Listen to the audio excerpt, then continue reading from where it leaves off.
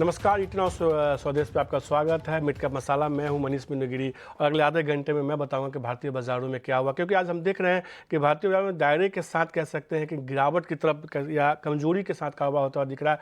और आज कहीं ना कहीं हमने देखा, कल अगर निफ्टी को बैंक निफ्टी संभालने की कोशिश कर रहा था, तो आज कहीं ना कहीं बाजार पे दबाव जो है बैंक निफ्टी बनाता हुआ दिख रहा है। और अभी देखिए, निफ्टी और बैंक निफ्टी दोनों दिन के निचले स्तरों पे के आसपास ही कारोबार कर रहा है। आज हुआ क्या, अगर दिन बीते 3 घंटे कारोबार की बात किया, निफ्टी इंट्राडे में एक अच्छी मजबूती दिखा रहा था। जब 19,581 के आसपास वो पहुंचा था, उसके ऊपर 19,500 के ऊपर टिकने की कोशिश कर रहा था, लेकिन अब वापस से अब 19,500 के नीचे फिसल चुका है। 19,467 आज इसका जो है इंट्राडे लो है, यानी 19,450 के आसपास अब देखना होगा सपोर्ट लेता है कि नहीं लेता, और 19,500 को फिर से बचाने की कोशिश करता है कि नहीं। यही दिलचस्प होगा अगले 3 घंटे में देखने का कि 19,500 के ऊपर निफ्टी अब बंद होने में कामयाब होता है कि नहीं, या इस लेवल को फिर से पार करता है कि नहीं। बैंक निफ्टी में लेकिन देखिएगा, निफ्टी के मुकाबले ज़्यादा दबाव देखने को मिल रहा है, और इसकी वजह से हम देख रहे हैं कि निफ्टी में दबाव दिखा है। आज इंट्राडे में बैंक निफ्टी ने कोशिश की 45,000 को पार करने की, लेकिन ये नहीं कर पाया। 44,957 कह सकते हैं कि वो उसका आज का हाई था। तो 45,000 के स्तर को जो स्तर पार करता तो मजबूती देखने को मिलती थोड़ी, वो नहीं हुआ। और उसके बाद हम देख रहे हैं कि कहीं ना कहीं बैंक निफ्टी में भी थोड़ा दबाव देखने को मिला है। 44,533 का लो कह सकते हैं कि लो के आसपास ही ट्रेड करा। अब 44,500 बचा पाता है कि नहीं, वो देखना होगा। और निफ्टी में ध्यान रखिए, 19,450 वो बचा पाता है कि नहीं। लेकिन मिड कैप इंडेक्स लगातार दूसरा ऐसा सत्र है जब हम देख रहे हैं कि मिड कैप शेयर में थोड़ा दबाव देखने को मिल रहा है। और ज़्यादातर मिड कैप शेयर, अगर निफ्टी मिड कैप 100 की बात करें तो ज़्यादातर निफ्टी जो शेयर्स है वहाँ दबाव ही है। 100 में से करीब 54 ऐसे शेयर है जहाँ दबाव देखने को मिला। तो रुझान थोड़ा बिकवाली कह सकते हैं, प्रॉफिट बुकिंग की तरफ देखने को मिला है। लेकिन मिड कैप में भी कई सारे शेयर हैं जो आज के ट्रेड में मजबूती दिखा रहे हैं। खासतौर पर देखिए JSW एनर्जी में, वहाँ करीब जो है हम करीब 5.5% की मजबूती देख रहे हैं। इसके अलावा आदित्य बिरला फैशन देखिए, वहाँ खरीदारी देखने को मिले, 5% की मजबूती देखने को मिले। ग्लैंड फार्मा, वहाँ मजबूती। ग्लैंड फार्मा एक ऐसा शेयर है जिसमें हम बीते कुछ सत्रों से एक शानदार रैली देखने को मिले नतीजों के बाद से। टाटा टेली में देखिए आज के ट्रेड में खरीदारी। इसके अलावा वोल्टास एक शेयर, इस पर आगे समझने की कोशिश करेंगे। काफ़ी दिनों के बाद शेयर में देखिए करीब 3.5-4% की मजबूती देखने को मिली। पेट्रोनेट जैसे स्टॉक से जहाँ खरीदारी देखने को मिली, डिलीवरी में भी थोड़ी खरीदारी देखने को मिली। इसके बाद पिरामल एंटरप्राइजेज में आज के ट्रेड में थोड़ी मजबूती बनती हुई देखिए। फार्मा कहीं ना कहीं ल्यूपिन देखिए मजबूती। तो फार्मा एक ऐसा शेयर है इंडेक्स खासतौर पे जो बीते कई सत्रों से जो है कह सकते हैं कि बाजार को संभालने की कोशिश कर रहा है, बाजार की सेहत को सुधारने की। फार्मा एक ऐसा इंडेक्स है जो लगातार कोशिश कर रहा है। लेकिन मिड कैप में कुछ स्टॉक्स देखिए जो आज के ट्रेड में जहां काफी तेज दबाव देखने को मिल रहा है, गिरावट देखने को मिली। कल हमने देखा था कि सरकारी बैंकों में खरीदारी थी, लेकिन आज देखिए PSU बैंकों में दबाव देखने को मिल रहा है। इंडियन बैंक में 3% की गिरावट देखने को मिली। इसके लिए IRFC में थोड़ा दबाव देखने को मिला। थोड़ी देर पहले पॉलीकैब में दबाव तो वापस से भारी निशान मारता हुआ दिखा। प्रेस्टीज एस्टेट्स, रियल्टी का ऐसा सेक्टर जिसमें लगातार दूसरा हफ्ता होगा, हो सकता है जो नेगेटिव क्लोजिंग देता हुआ दिखे इस हफ्ते भी, क्योंकि बीते हफ्ते भी हमने रियल्टी इंडेक्स में काफ़ी गिरावट देखी थी। प्रेस्टीज देखिए वहाँ गिरावट देखने को मिली। गोदरेज प्रॉपर्टीज में दबाव देखने को मिला। ओबराय रियल्टी देखिए वहाँ कमजोरी। तो रियल्टी एक पैक है जहाँ दबाव देखने को मिला। सबसे जो इंडेक्स गिरा और रियल्टी इंडेक्स ही है। इसके अलावा max health care, Jubilant food जैसे स्टॉक्स हैं जहां आज के ट्रेड में दबाव देखने को। रियल्टी के तमाम स्टॉक्स देखिए, बिगे enterprises, Godrej property, Oberoi realty जैसे स्टॉक्स हैं जहां दबाव देखने को मिला। तो कम बेस बाजार में कह सकते हैं कुछ सेक्टर हैं जिसमें हल्की खरीदारी देखने को मिली है, जो फार्मा है, और जो हाई बीटा सेक्टर होते हैं खासतौर पर रियल्टी जैसे सेक्टर, वहाँ दबाव देखने को मिल रहा है। तो ऐसे में, और मेटल इंडेक्स शेयर है थोड़ी जहाँ खरीदारी देखने को मिले। ऐसे में अगले 3 घंटे के लिए खासतौर पर कौन सा शेयर है जिसमें खरीदारी करनी चाहिए और बाजार पे क्या नजरिया होनी चाहिए, बात करते हैं 3 घंटे के ट्रेड की।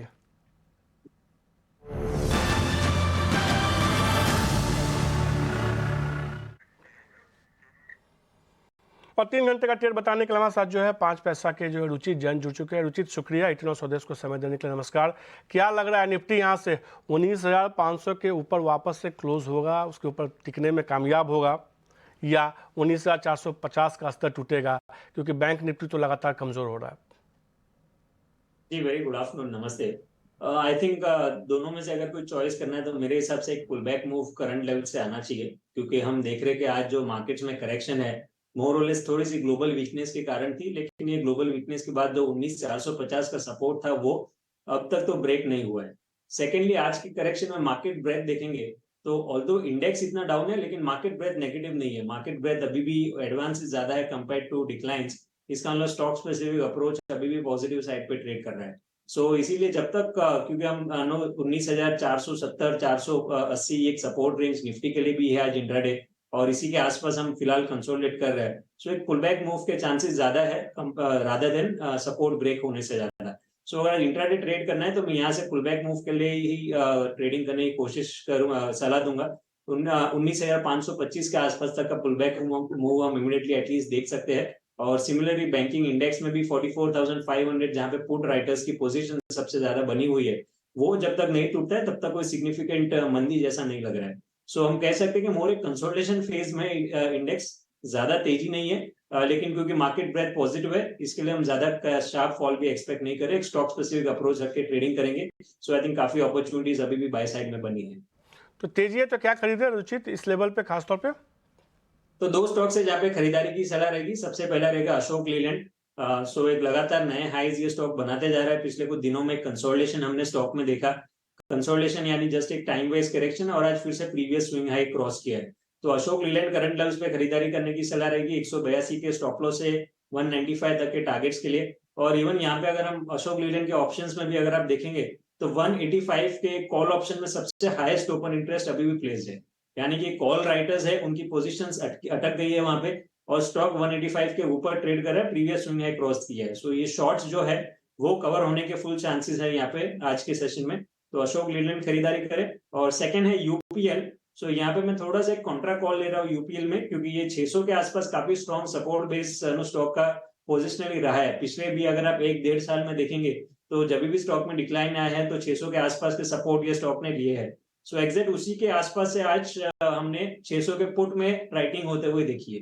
तो स्टॉक सपोर्ट पे है, काफी सारी शॉर्ट पोजीशन स्टॉक में है। सो आई थिंक यहाँ पे भी एक शॉर्ट कवरिंग कैंडिडेट हम यूपीएल रह सकता है। तो करंट लेवल्स पे खरीदारी करें 600 के स्टॉप लॉस रखे 627 तक के टारगेट्स के लिए। तो यूपीएल में खरीदारी करने के सलाह यहाँ से मजबूती देखने को मिल सकती है। 627 रुपये का लक्ष्य होगा तो हल्की सी खरीदारी देखने को मिली है। इसके अलावा जो दूसरा शेयर अशोक लीलैंड रुचित को पसंद आता है, 195 के लक्ष्य के साथ खरीदारी करने की सलाह होगी। एक दो स्टॉक्स पे फटाफट आपकी राय चाहिए रुचित, जिसपे हम देख रहे हैं कि आज के ट्रेड में थोड़ी अच्छी मजबूती देखने को मिली। वोल्टास देखिए, ये इस शेयर ने इस साल अंडर परफॉर्म किया है अगर बाकी शेयरों से तुलना की जाए तो। लगातार शेयर में जो हमने देखा गिरावट देखने को मिली है। बीते करीब 6-7 सत्रों से खासतौर पर शेयर में एक अच्छी खरीदारी देखने को मिली। हमने देखा 755-56 के जोन से खरीदारी देखने को मिली। अब वहां से शेयर करीब 100 रुपये चल चुका है। बीते कुछ दिनों में एक अच्छी मजबूती देखने को मिली है। यहाँ से वोल्टास में और आपको तेजी दिखती है क्या? ये तेजी और एक्सटेंड होनी चाहिए, क्योंकि काफी समय बाद ये अंडर परफॉर्मेंस के बाद ये स्टॉक में बाइंग इंटरेस्ट दिखा है। वॉल्यूम्स देखेंगे, ये रिसेंट अपमूव में ये 100 रुपए के अपमूव हमने देखे, उसमें वॉल्यूम्स काफी बढ़िया हुए। सो जब भी ऐसे स्टॉक में अच्छे वॉल्यूम्स के साथ में अपमूव आता है तो ऐसे स्टॉक नियर टर्म में आउट परफॉर्मेंस दिखा सकते हैं। इनफैक्ट आज के सेशन में भी देखिए गिरते हुए मार्केट्स में भी इतनी स्ट्रेंथ ये स्टॉक दिखा रहा है। तो 865 तक के लेवल्स नो शॉर्ट टर्म के ट्रेडर्स है तो 865 तक का एटलीस्ट अपमूव ये स्टॉक में एक्सपेक्ट कर सकते हैं। तो ये राय आती है कि सीधे तौर पे यहाँ से थोड़ी सी और मजबूती देखने को मिल सकती है। कुछ और स्टॉक्स है जिस पर रुचि से समझने की कोशिश करते हैं। ये वो शेयर हैं जहाँ काफ़ी एक्शन देखने को मिल रहा है खबरों के दम पे। सबसे पहले पीबी फिनटेक, काफ़ी तेज गिरावट देखने को मिली शेयर में। आज के ट्रेड में 3% गिरावट देखने को मिली। मैक्वारी की तरफ से जो अंडर परफॉर्म रेटिंग है उसका असर जो है शेयर पे आज के ट्रेड में देखने को मिल रहा है। इसके अलावा एक शेयर और देखिए GSFC, खराब नतीजों की वजह से भी इस शेयर में आज के ट्रेड में दबाव देखने को मिला है। इसके अलावा श्याम मेटेलिक देखिए, यहाँ जो है हम देख रहे हैं कि थोड़ी सी मजबूती देखने को मिल रही है। बेहतर ऑपरेशनल अपडेट की वजह से जो है शेयर में थोड़ा मुझे रुझान पॉजिटिव देखने को मिल रहा है, और कंपनी की तरफ जो अपडेट है उसका फ़ायदा सीधे तौर पे आज शेयर पे देखने को मिला। मैं रुचित GSFC से जानना चाहूँगा सबसे पहले आपका कि ये शेयर देखिए, ये एक ऐसा शेयर रहा है जिसने लगातार एक अच्छी मजबूती दिखाई थी, लेकिन बीते आप कह सकते हैं कि 1-1.5 महीने से ये शेयर जो एक रेंज में पूरी तरह से फंस गया है। वो है 160 से 170 को तो नहीं पार कर पाया। अब ये नीचे की तरफ गिर रहा है। जब कुछ पॉजिटिव खबरें आई थी, हमने देखा था अप्रैल के आसपास, तो शेयर में मजबूत उछाल देखने को मिला था। अब वापस से नीचे की तरफ गिर रहा है। क्या आपको लगता है कि आज जिस तरीके से कमज़ोर हुआ है और थोड़ी सी वापस से थोड़ी सी रिकवरी दिखा रहा है निचले स्तर से, ये मौके के तौर पर लेना चाहिए, या आपको लगता है कि नहीं अभी खरीदारी नहीं करनी चाहिए शेयर में? मैं यहाँ पे कोई बॉटम फिशिंग अवॉइड करने की सलाह दूंगा, क्योंकि ये स्टॉक ने लास्ट 2 महीने में जो कंसोलिडेशन दिखाया था या तेजी भी दिखाई थी, तो उसमें इन बिटवीन करेक्शंस पे 155 160 काफी स्ट्रॉन्ग सपोर्ट बेस बनाया था, और आज वो support base gap down opening के साथ में टूटा। इनफैक्ट कल के सेशन में भी उसके आसपास ही ट्रेड कर रहा था। तो जब अच्छा सपोर्ट अगर गैप डाउन के साथ टूटा है तो वो काफी सारे जो ट्रेडर्स की पोजीशन स्टॉक में अटकी हुई है, ये पुल बैक मूव में उनका सेलिंग प्रेशर फिर स्टॉक में बन सकता है। तो अगर हम डिमांड सप्लाई देखें तो नियर टर्म में डिमांड आने के चांसेस कम लग रहे हैं स्टॉक प्राइस में और सप्लाई के चांसेस ज़्यादा है। सो मैं यहाँ पे अवॉइड करने की सलाह दूंगा और नीचे स्टॉक में 135 140 की रेंज में भी आने वाले समय में स्टॉक में आ सकती है। तो फिलहाल के लिए अभी शेयर में खरीदारी मत के, गिरावट आए तो गिरने दी, और भी यहाँ से गिरावट आ सकती है, 140 के भी आसपास जा सकता है, उसके नीचे भी जाता हुआ दिख सकता है शेयर। आज एक शेयर देखिए श्याम मेटालिक्स, काफ़ी दिनों के बाद शेयर में देखिए आज के ट्रेड में काफ़ी मजबूती देखने को मिली कि 8 साढ़े 8% की मजबूती है। और जिस लेवल पर यह ट्रेड कर रहा अच्छे खबरों के दम पे, जुलाई अगस्त में पिछले साल इसी समय इसी लेवल पर ट्रेड कर रहा था, वहाँ से लगातार गिरावट देखने को मिली, गिर के ये 250 तक के जोन पे आया। अब वहाँ से हमने देखा एक अच्छी रैली देखने को मिली है। जो पिछले दिनों का हाई था, क्या वापस से इसको पार करते हुए 475 400 500 के जोन को पार करता हुआ दिखता है क्या आपको? इस क्वाइट पॉसिबल है क्योंकि वॉल्यूम्स काफी अच्छे हैं लास्ट को 2 दिनों में। इनफैक्ट लास्ट 2 दिनों में नहीं, रिसेंटली भी ये स्टॉक ने लगभग 300 रुपए से ये तेजी लास्ट 2 महीने में दिखाई है। जून के शुरुआत में स्टॉक लगभग 300 के आसपास ट्रेड कर रहा था और 300 वाला 450 हुआ है, वो भी अच्छे वॉल्यूम्स के साथ। तो ये तेजी और आगे कंटिन्यू रह सकती है। आई थिंक ऐसे तेजी में ट्रेडर्स या इन्वेस्टर्स जिनकी पोजिशन है उनको टारगेट प्रोजेक्शंस नहीं करने चाहिए, क्योंकि हमने देखा है कि काफी सारी जब थीम ऐसे चलती है तो ऐसे बुल मार्केट में काफी अच्छे रिटर्न्स बना के देती है। सो रादर कोई भी पोजीशंस है तो सपोर्ट के नीचे का स्टॉप लॉस रखे। अभी सपोर्ट 420 के आसपास है तो 420 के नीचे स्टॉप लॉस रखे और एग्जिस्टिंग पोजीशंस को राइड करे। और जैसे ही स्टॉक प्राइस और ऊपर जाता है वैसे ही अपनी पोजीशंस को फिर स्टॉप लॉस से ऊपर के लेवल्स पे बढ़ाते रहे। तो शेयर में और अच्छी मजबूती देखने को मिल सकती है, लेकिन जब आप खरीदारी करते हैं तो अपने स्टॉप लॉस को लगाइए और अपने स्टॉप लॉस को जैसे जैसे शेयर ऊपर जाता है बढ़ाते जाइए। एक शेयर और देखिए MOIL, हमने देखा है कि शेयर में जो है ना 2018 के बाद जिस लेवल पे ट्रेड कर रहा था 2018 में, अब कम उस लेवल पे वापस से पहुंचा है 225-26 के आसपास। और ये लंबा इंतजार करवाया है लोगों को, मतलब इन्वेस्टर्स को। हमेशा हमने देखा शेयर में दबाव भी देखने को मिला था। क्या राय होगी MIL पे, जिस तरीके से तेजी वापस से लौटी है इस साल तक हमने देखा है कि करीब अच्छी मजबूती दिखा चुका है शेयर अब तक। आपको लगता है कि वापस ये 225 उसके बाद 230 235 तक का जोन में जाता हुआ दिखेगा? 235 तक तो क्वाइट पॉसिबिलिटी है, शॉर्ट टर्म में स्टॉक जा सकता है। लेकिन मैं ज्यादा अगर ये स्टॉक के mid to long term charts भी देखूं तो काफी अच्छा ब्रेकआउट ये स्टॉक ने अपने लॉन्ग टर्म के कंसोलिडेशन फेज से दिया है। तो यूजुअली ऐसे लंबे समय के कंसोलिडेशन जब आते हैं, अच्छे वॉल्यूम्स रहते हैं, तो स्टॉक का एक अच्छा आउट परफॉर्मेंस दिखा सकता है। और वैसे भी डॉलर इंडेक्स को भी देखे तो जनरली डॉलर इंडेक्स और मेटल्स के एक इनवर्स कोरिलेशन रहते हैं। डॉलर इंडेक्स में भी हाल फिलहाल ऐसी कोई बड़ी तेजी नजर नहीं आ रही है, जिसके कारण मेटल्स में कुछ इश्यू रहेगा। तो मेरे हिसाब से काफी लंबे समय का time wise correction already stock दिखा चुका है। तो अब यहाँ पे स्टॉक में जो ब्रेकआउट आया है उसके कारण एक अच्छी मूव आगे कंटिन्यू रहेगी।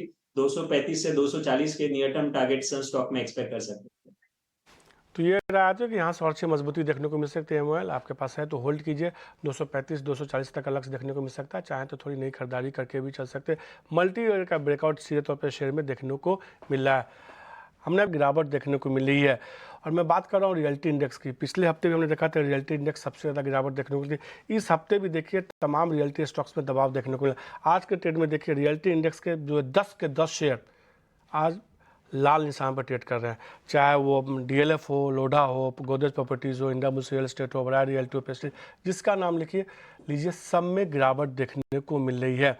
मैं DLF के साथ शुरू कर चीज़ जानना चाहूँगा, क्या राय होगी? हमने देखा पिछले दिनों कुछ खबरें आई, उसके बाद से लगातार DLF में दबाव देखने को मिला।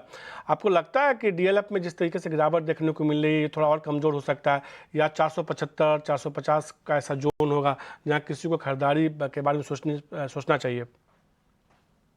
लेकिन थोड़ा सा शॉर्ट टर्म के रिलेटिव अंडर परफॉर्मेंस स्टॉक में रह सकता है। और जो मेजर सपोर्ट हम स्टॉक के लिए देख रहे हैं वो 465 के आसपास आ रहा है, 465 460 की रेंज में। So ideally risk reward ratio current levels पे इतने फेवरेबल नहीं, क्योंकि मोमेंटम स्टॉक्स में कहीं ना कहीं थोड़ा सा लॉस्ट हो गया है। हालांकि ये करेक्शन से mid to long term trend change नहीं हुआ है। जो mid to long term trend अभी भी पॉजिटिव है, जो हमने पिछले 4 महीने में स्टॉक्स में तेजी देखी है। बट लेकिन जो शॉर्ट टर्म करेक्टिव फेज है वो थोड़े से समय के लिए और कंटिन्यू रह सकता है। तो अगर यहाँ पे कोई बॉटम फिशिंग करनी है तो मैं डिप्स पे कभी अगर 465 के आसपास स्टॉक मिलता है, सो आइडियली वहां पे 460 से 465 की रेंज में आता है, तो वो अच्छे लेवल्स रहेंगे जहां पे स्टॉक में फिर खरीदारी करनी चाहिए। आते हुए सीधे तौर पे कि यहाँ पे अभी फिलहाल के लिए खरीदारी करने से बचना चाहिए। इसी में रियल्टी में एक शेयर और देखिए, गोदरेज प्रॉपर्टीज़। हमने देखा था अप्रैल के आसपास से तेज़ी की शुरुआत हुई, 1000 रुपये से चल के ये शेयर जो है 1750 1800 के आसपास पहुँचा।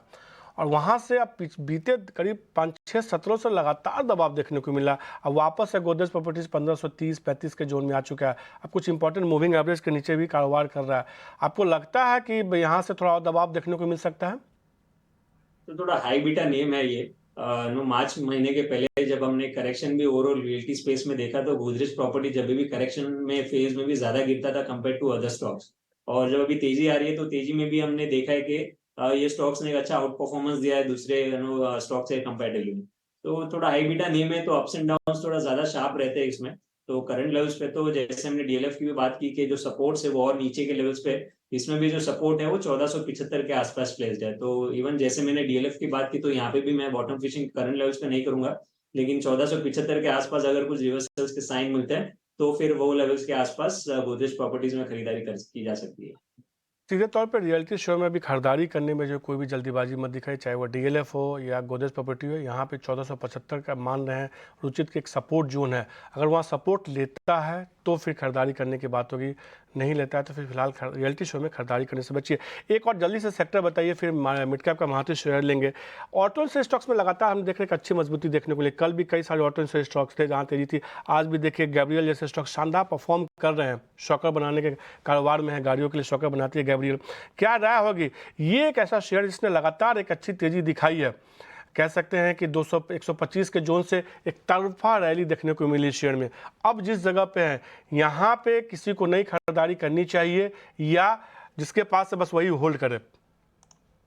स्टॉक का ट्रेंड तो काफी पॉजिटिव है। इनफैक्ट काफी सारे ऑटो एंसिलरी नेम्स में भी हमने रिसेंट ऑटो की तेजी के बाद में एंसिलरी नेम्स में अच्छा बाइंग इंटरेस्ट देखा है।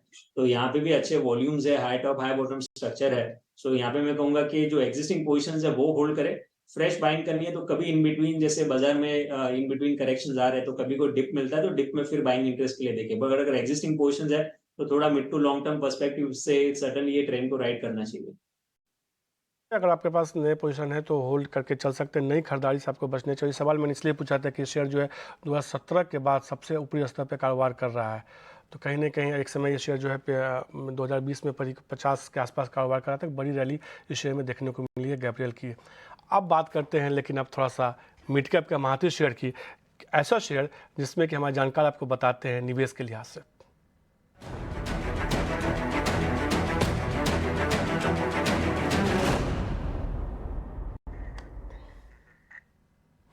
अब मिड कैप का महारथी शेयर बताने के लिए महारथी गेस्ट जुड़ चुके हैं। सनी अग्रवाल जुड़े हैं एसबीआई सिक्योरिटीज से। सनी जी, क्या खरीदारी करने की सलाह दे रहे हैं आप? या पहले तो गुड आफ्टरनून सभी दर्शकों को प्यार भरा नमस्कार और मौका देने के लिए धन्यवाद। तो आज का मेरा पहला पिक रहेगा मिड कैप में Arvind limited. Arvind current market cap Arvind का तकरीबन 3700 करोड़ रुपीज है। करंट मार्केट प्राइस 142 रुपीज है और मेरा प्राइस टारगेट रहेगा 200 रुपए का अगले 6 से 12 महीने में। अगर हम कंपनी के कारोबार की बात करते हैं तो कंपनी एक वर्टिकली इंटीग्रेटेड टेक्सटाइल कंपनी है जो कि डेनिम और रेडीमेड गारमेंट में इनका काफी अच्छा बड़ा कारोबार है। इनके अगर हम ट्रिगर की बात करते हैं कि ऐसे कौन से ट्रिगर है जिसके कारण कंपनी के प्रॉफिट में ग्रोथ आएगी, तो बेसिकली 3 ट्रिगर मैं दर्शकों को बताना चाहूंगा। पहला है कि जो कॉटन का दाम है वो काफी अच्छे से करेक्शन हुआ है कॉटन के दामों में। उसके चलते यार्न के दाम में भी करेक्शन हुआ है और उसका एडवांटेज कहीं ना कहीं मार्जिन के फॉर्म में हमें अगले 6 से 12 महीने में कंपनी के नतीजों में देखने मिलेगा। सेकेंड थिंग इज एक्सपोर्ट इनका काफी बड़ा एक कारोबार है अरविंद का। और जो फ्रेट रेट है एक्सपोर्ट, जो ओशन फ्रेट रेट है वो मल्टी ईयर लो पे चल रहे हैं। In fact they are below the covid level. तो वो एक बेनिफिट कहीं ना कहीं कंपनी को हमें देखने मिलेगा। और ओवरऑल जिस तरह से दिसंबर का जो महीना होता है, नवंबर दिसंबर, जो कि फेस्टिव सीजन माना जाता है वेस्टर्न वर्ल्ड में, उसके एक क्वार्टर पहले, 1 से 1.5 क्वार्टर पहले कहीं ना कहीं एक्सपोर्ट में भी अपटिक हमें देखने मिलता है टेक्सटाइल कंपनी में। तो दोनों तीनों ट्रिगर के चलते हुए मुझे लगता है कि कंपनी के नंबर काफी अच्छे आएंगे अगले 2 से 3 क्वार्टर में।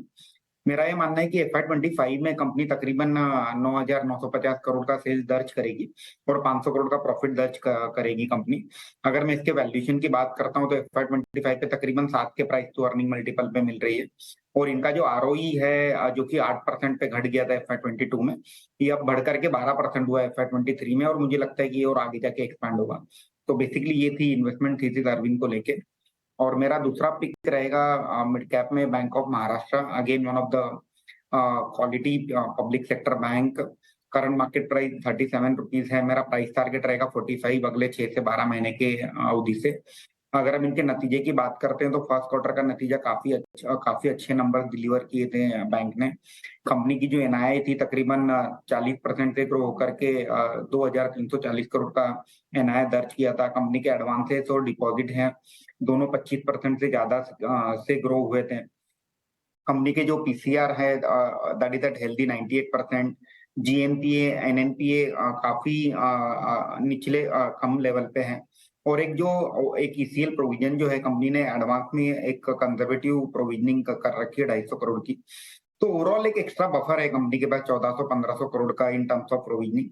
तो मुझे लगता है कि इन टर्म्स ऑफ वैल्यूएशन हालांकि ये स्लाइटली बाकी पीएसयू बैंक से ऊपर के वैल्यूएशन पे ट्रेड हो रहा है, बट अगर मैं इसके आरओई की बात करता हूँ 1.3% और आरओई 24%, तो मुझे लगता है कि कहीं ना कहीं अब बैंक ऑफ महाराष्ट्र में एक काइंड ऑफ एक रीरेटिंग मूव फिर से एक ड्यू है और इसे डेफिनेटली लॉन्ग टर्म पोर्टफोलियो में ऐड करना चाहिए with price target of 45 rupees.